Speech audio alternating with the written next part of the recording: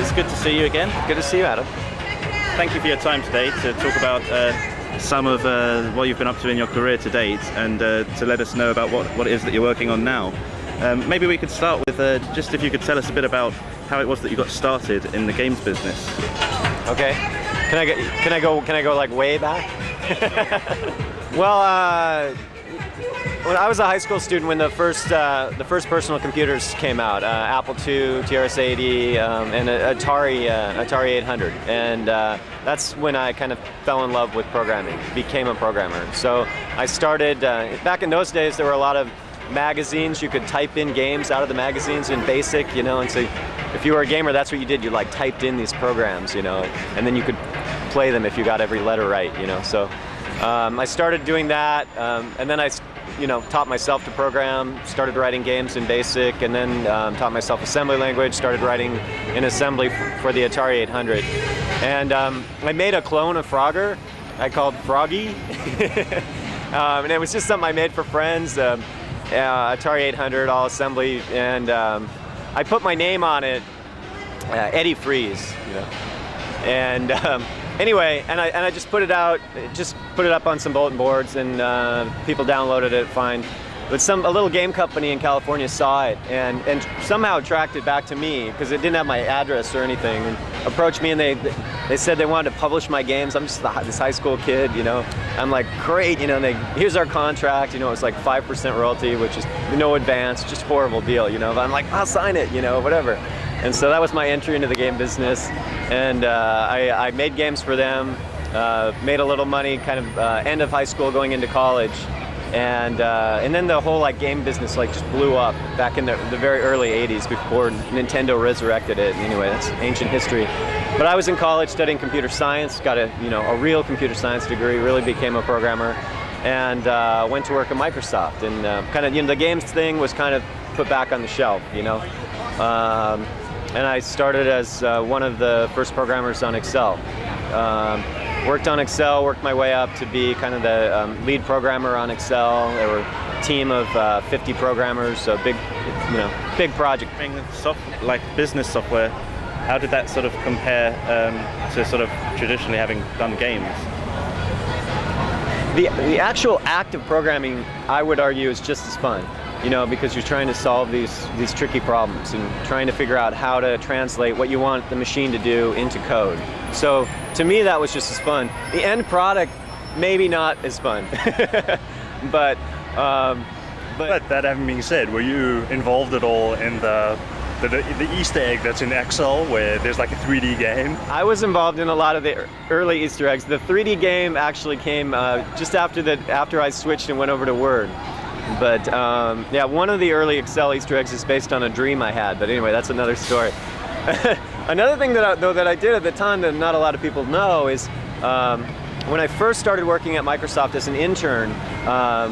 This was before I joined full time on Excel. I actually worked on the tutorial system, and they were doing little computer-based training tutorials, character-based, for things like DOS and other Multiplan, other products. And one of the artists came to me, and because I was responsible for the editing tools, and they said, I'd like to do a little animated sequence. Can you build in an animation capability? And so I said, sure, great. And I put in this simple animation capability. And they made a little aquarium about this big with fish swimming back and forth. And I saw that, and I said, you know, that's okay, but it's just like a little looping animation.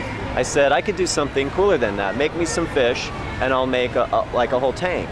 So I made this thing, called it Fish, and we had fish swimming around on the screen, right? Didn't really think anything of it, gave it to a few people, and I'd go home at night, and more and more I'd see it running on these screens at night, you know?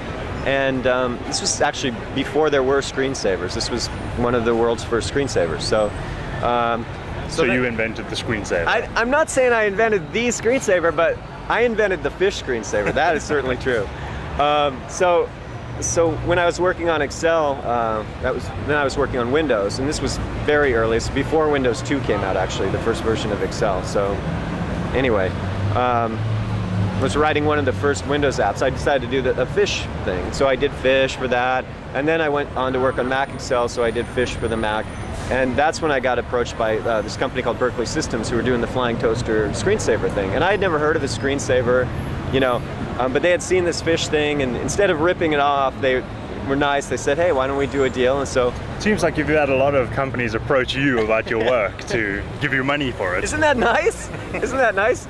I mean, so me and another guy at the company approached me and said, hey, I like your fish. I'll make an editor for it so people can change and edit the fish and make whatever they want. Anyway, so I don't know if people care about this or not, but anyway, so we ended up forming a company called Bogus Software. And Bogus Software put out this fish product both through After Dark and also through shareware, and we got letters from all over the world. I mean, for years, and people would send us money. It was great. I mean, you do something and people send you money. That's my experience in life. That's how the world should work. So then I moved on from Excel to Word. So I was on Excel for 5 years. Ultimately kind of leading a group of programmers. Then I switched over to Word as the development manager, leading all the development for Word. I did that for another 5 years. I'd been at the company for 10 years. Microsoft had grown a lot, it changed a lot, and Excel was all of a sudden or Office was all of a sudden this huge place, and everybody in the company had opinions about it. And by the way, I'm playing games all the time on the side during all of this, playing all the latest, mostly PC games. I decided, I'm bored with Office, I want to go do something new. And also the next step for me in my career would be to move away from programming to more of a general management kind of a position.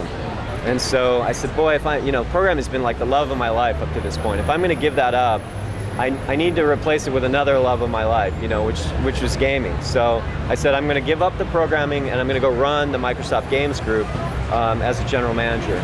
And it was great that I had the opportunity to do that. A lot of people in the company, vice presidents, tried to talk me out of it. They said I'm committing career suicide. Why would you leave Office, which is like the most important thing in the company, to go work on games, which none of us care about? And it's kind of like, that's why, because I'm sick of people like trying to tell me how to do my job. I want to go work somewhere where I can build this new business for the company. Anyway, so they thought I was crazy, so they let me go do it. And that's how I started building Microsoft's PC game business. And I grew it and grew it. We were lucky enough to team up with Ensemble and start Age of Empires. I'm pointing to the giant banner over there that your readers can't see. But Age was, we started with a core flight sim. Products like Age were a big help in growing the business. And then I grew and grew and grew the PC game business, and then I was approached by Seamus and a couple other crazy people who wanted to start this Xbox project. And I had actually been approached several times before that by other groups within the company who wanted me to support things that were like console work, or people who wanted to do handhelds or things like that. But none of them, I didn't think any of them really got the game business or were really that serious about it. I mean, even the Dreamcast Microsoft stuff that happened, you'll notice nothing came from my group on that. I didn't support that project at all. But when the Xbox thing came along, I thought, wow, this is really an opportunity both for Microsoft and for also for my group to move beyond just PC gaming into console. So I supported them and kind of helped give them the political clout to move the project forward, and that was really the start of the Xbox project. And was it quite tough to convince? I mean, so you had you and Jay and Robbie and Seamus. I mean, was it quite a challenge to convince sort of the higher ups that this project was one that was worth investing in? Well, it was kind of the right time. There were some political things going on within the company that just made it the right time to propose something like this. There were actually two competing projects that were being proposed. One came from the Dreamcast guys who had worked on that project, and they wanted then Microsoft to do their own console. And then there was the Xbox project, which was much more, Intel processor, hard disk, those kinds of things. So was this very much a low-level idea that began in the company and moved upwards? It wasn't like from above said, we want to get into games, come up with something. Yeah, I mean, it certainly started within the DirectX team with Seamus, Kevin Bacchus, and a few other people. It started with that core. That's where the name Xbox came from. From the very start, it was the code name. People never thought it would ship with that name. It was only later, the marketing guys got it and tried to come up with a better name. They put all these other names. They went out and they tested it. They threw Xbox in just because, along with their good names, and of course Xbox won and beat all their names. And do you remember any of the other names? I'm afraid I don't. I'm afraid I don't. But so it stayed Xbox. But anyway, that's because it was the direct Xbox, right?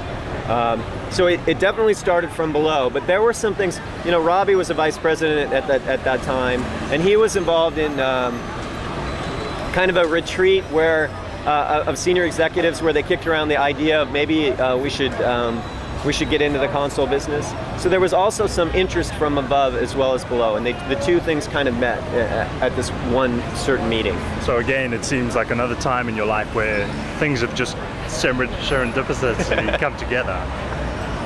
I mean, you could say that's true for my whole life. I mean, I've always just tried to do what I love, tried to pursue my passion, tried to learn new things. I mean, when it was just programming, after a while I got bored of that and started to do some more management. When that got a little boring, I tried to learn more about business and other things. So I've always just tried to do that and let things happen, for me, rather than have this goal. I didn't join the company and say, I want to be a vice president in N years, or I want to do whatever. I want to run my own group. If you would have asked me when I joined the company, I would have said, I love programming and that's why I'm here. That's what I want to do. It kind of came as a surprise to a lot of gamers, certainly, and to most of the industry when it was announced that you'd be leaving. I mean, what was the kind of thinking behind your decision to leave, or and how did you kind of feel about that at the time? And how do you reflect upon it sort of from now? Yeah, I mean, I know you're going to ask me this question. It's hard for me to talk about.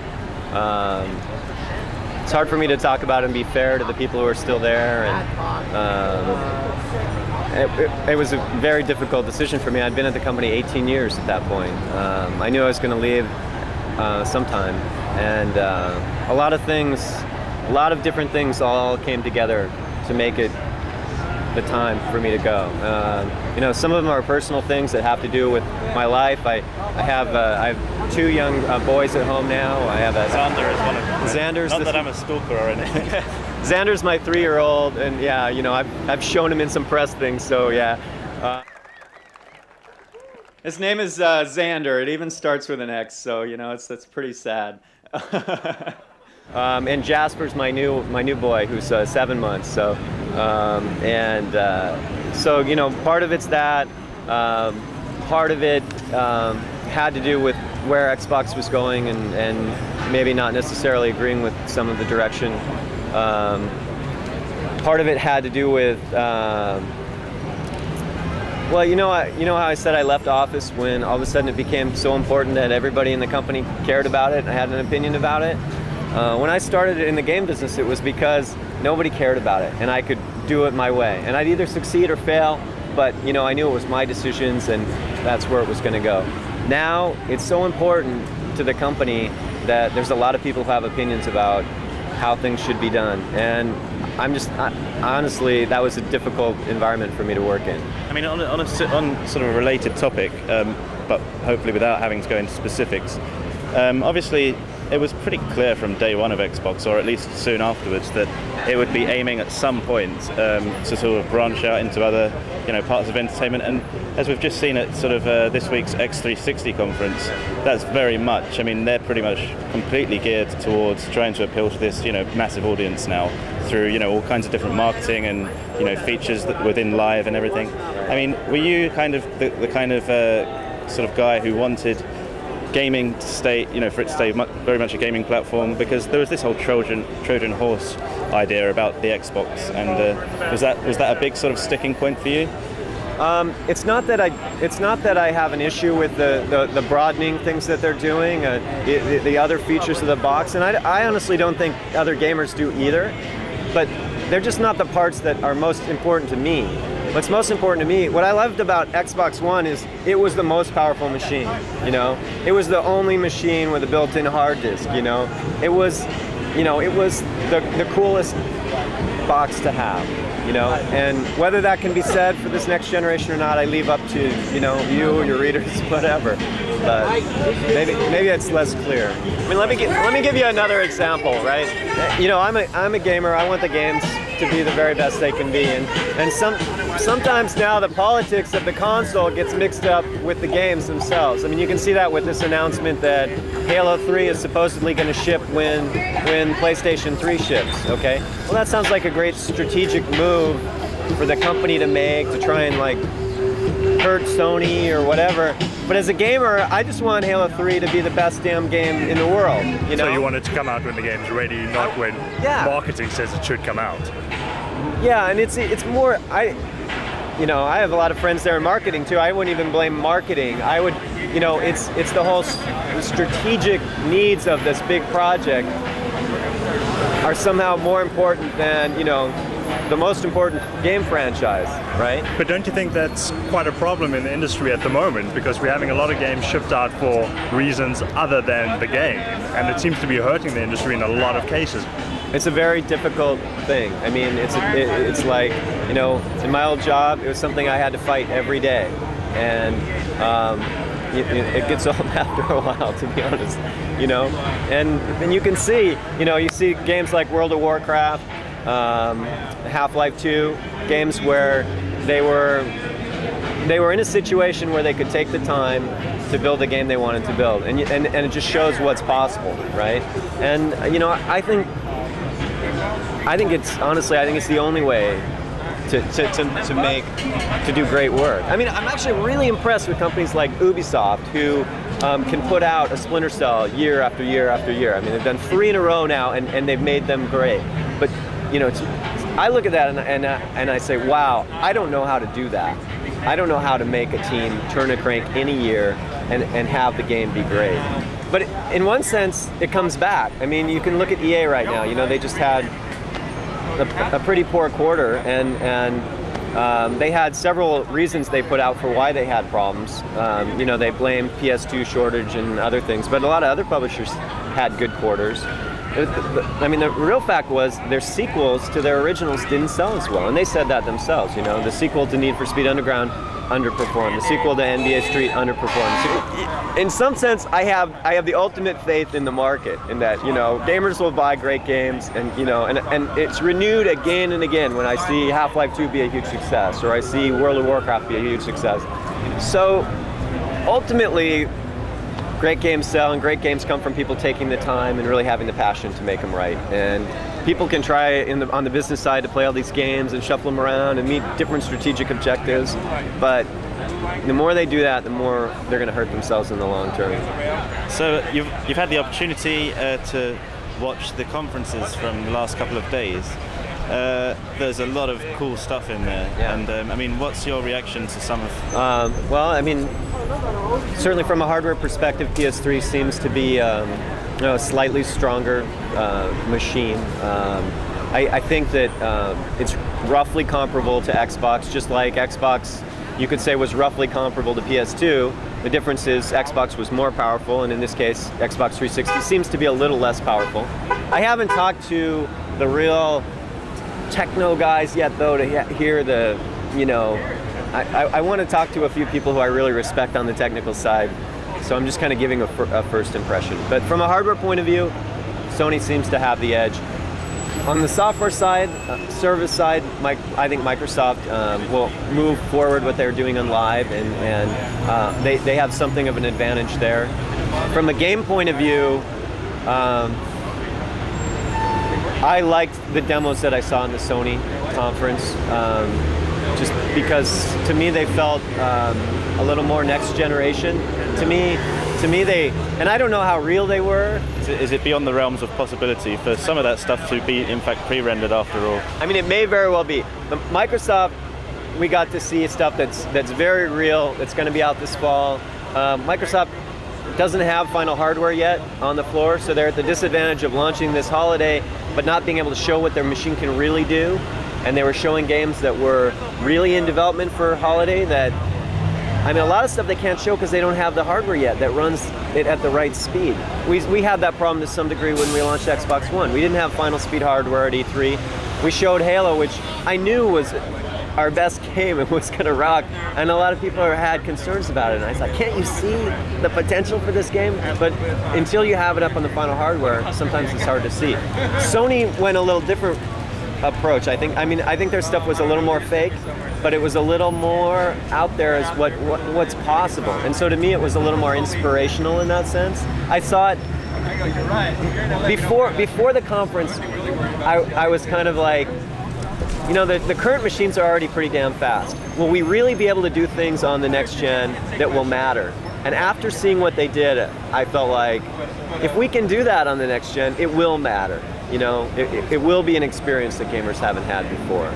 So, so I give them credit for reaching farther in what they showed. I think what they showed is more or less possible on both machines, but they showed it better. So Ed, tell us about what it is that you're working on now, because I mean, from what we were talking about, you're kind of, it's pretty broad, or at least not particularly straightforward. And I know that you're working with Sony as one of the major companies, Sony Online. So I only work with them a little tiny bit, actually, but yeah. Give us an overview then.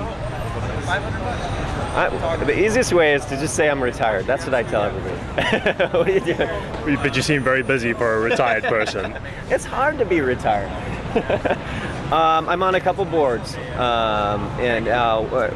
I'm which I've never done before. I'm board of directors, you know, with of a couple different startups, and it's me and all venture capitalists. So to me, that's part of continuing to learn. You know, I'm like learning about how VCs work and how they see the world and where money comes from for startups and all that.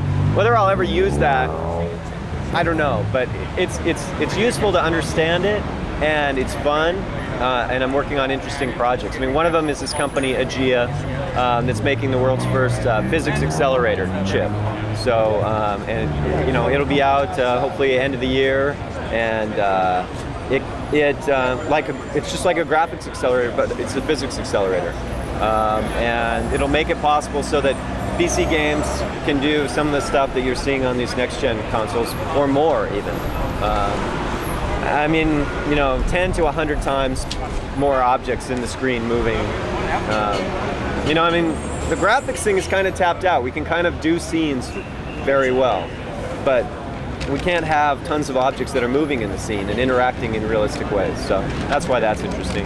I'm helping a couple startups, a couple new groups that actually were people who worked for me, and after I left, they had their projects canceled. I helped them start new companies. One was a company called Fire Ant that we sold to Sony, and that's how, through that relationship, I now have a consulting agreement with Sony Online Entertainment. I don't work for them very often, and I don't work for Sony, the console side of Sony. I work for the EverQuest side of Sony, but those are good guys. I actually have known them forever. John Smedley. We actually almost published EverQuest when it first came out on the PC.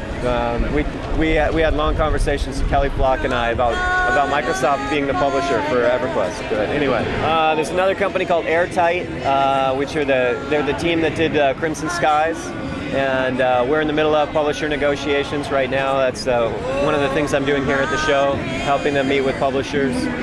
And then I'm kind of an advisor to a bunch of other independent developers. And the new egg people are back. And then I do some consulting. I do consulting for some of the major publishers and some people outside the industry who want to come into the industry. I don't do a lot of it. Generally, I come in and I explain to them how the game business works, and they tell me what they're thinking about doing, and I tell them why it won't work and maybe why they should do it a different way. And then they, you know, either listen to me or they don't, and that's okay. Do you think there are many similarities between, I mean, so you're working with VCs and startups, you know, and advising on, you know, projects that are at an early stage. It sounds like there are a lot of similarities in what you're doing with what it was that Seamus and Kevin Backus set up. Is that, would you agree with that? They're a lot more focused than I am. You know? I mean, to me, it's kind of like what we were talking about before. I'm working with people I like. I'm doing things where I can learn and have fun. and I have no idea where it's going to go. I have no idea, I have no idea where it's going to lead. That seems to have worked for you so far in your life. Yeah, I mean, the problem with what they did is they like started a company and they did all these interviews and they got all this attention and then it didn't work out and then it looked like they had failed. Where a lot of their ideas were right and they were doing a lot of things right. So I don't need that pressure. I would rather just help friends, help people in the industry, and try and move the business forward the ways I can and see if it helps. Sort of, why didn't it work in the end? Because when I spoke to Kevin, it sounded like something that really had potential. It's I think even if you asked Seamus about it, I think he would say that they were a little naive going into it about how hard it would be to raise money independently and bring that into this business. I think that the core idea that there's something sort of fundamentally broken in the business, that in one place you have all this power where the money comes from the publishers, the marketing comes from the publishers, and the distribution comes from the publishers. I mean, in the movie business, most of the money comes from outside the studios. Most of the distribution isn't owned by the studios. So, in that sense, our business is less mature, and I'm sure that alternate forms of funding are going to come into the business, that they're going to become an important, that they're going to have an impact on the business. Seamus is trying to push those things forward now at CAA, and that's probably a better place to make it happen. And we talk on a regular basis and try and send things each other's way. I think it's going to happen. I don't know when though, and I don't know exactly how. But as the budgets go up and up, and as publishers get more and more tight about what kinds of games they want to do, because the risk is so high, how do you get creativity back into the market? And the way to do it is through financing that's a little less risk averse. That's one thing. It's good to talk with VCs. I mean, VCs are used to making these crazy ass bets. And they're used to seeing 9 out of 10 things they invest in fail and one be the next Google, and so they just think about the world that way. Talking about crazy ass bets, I'm wondering what your sort of opinion looking back so far. I mean, I know they've got new stuff to show shortly, but the whole Rare thing, I mean, we spoke to you, the day after that announcement, and everyone was really excited about it, and it's just, I think the consensus is certainly that it's a pretty anti-climax at the moment. And do you see that changing? I mean, without sort of talking about what you knew was in the pipeline, because obviously you can't, but is that something that kind of you think will change as a theme with Rare and Xbox? I do. I mean, I still believe in those guys. I believed in them when we bought them, and nothing they've done has changed my fundamental belief in those guys. I think they are incredibly creative, incredibly talented, and I go all over the industry. I know most of the best developers, and there aren't very many that are as good as them. It's a very short list, and they've had to, for them, it's almost been twice as hard as everybody else getting to next generation, because they had to go through this intermediate stage, because Nintendo is almost like, they were almost like trapped in old school. They had to they sort of had to go through the decades to catch up. And I think you've kind of seen that, and it's kind of been a little bit of a painful process. But I think, as gamers, what matters is gameplay, ultimately. And there aren't that many people who know. I mean, these days anybody can put beautiful images on screen and show something that looks cool. I mean, that's the danger of the Sony videos, right? Anybody can put together a short video that looks great, but will it be fun to play? I mean, I saw that new Killzone video and it looked awesome, but I also played the old game and it wasn't. So can they get that gameplay in there? The Rare guys I know are, like I said, among a handful of people who really can do great gameplay. And so, yeah, PD0's getting beat up right now, maybe a little. the buzz I hear internally at Microsoft is that it's a very cool game, and I hear that from people who have no reason to tell me otherwise. So maybe that'll be the game that redeems them. They don't need to be redeemed in my mind. You know, I love the work that they did, and I have total confidence in what they're going to do going forward. Or maybe it'll take the next game, you know. But I just know if people have confidence in them and continue to support them, that they can do work that very few other companies can do in the world. So are you keen to keep as sort of much out of public eye as possible and just concentrate on these projects, or that I'm going to continue to do what I have passion for and work with people that I believe in, and see where it goes. I can tell you that I'm honestly really enjoying not working for anyone. I mean, you must feel that sort of, right? I don't know. And I was in a big company for 18 years, you know, so I managed to carve out little pockets of freedom within that company, and felt like I had a lot of freedom most of the time to do things the way I want. Now I have total freedom, and I love it. I really love it. So we're very happy for you, and we wish you all the best of luck with it. Well, thank you. We'll see where things go. No problem. Thanks, Ed. No problem. And if they can hear any of this interview, I will be amazed. But is that happening behind me? Yes. Oh, good. Only in LA, you know. It's like, of course, only in LA.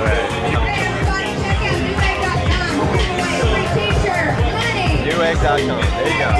The sequel to NBA Street underperformed. Sequel, you know. Guess what? You can't just put. Now we have the fire department here. What next? Et en France, je m'appelle Monsieur Games, n'est-ce pas? Okay, I promise. No more bad French.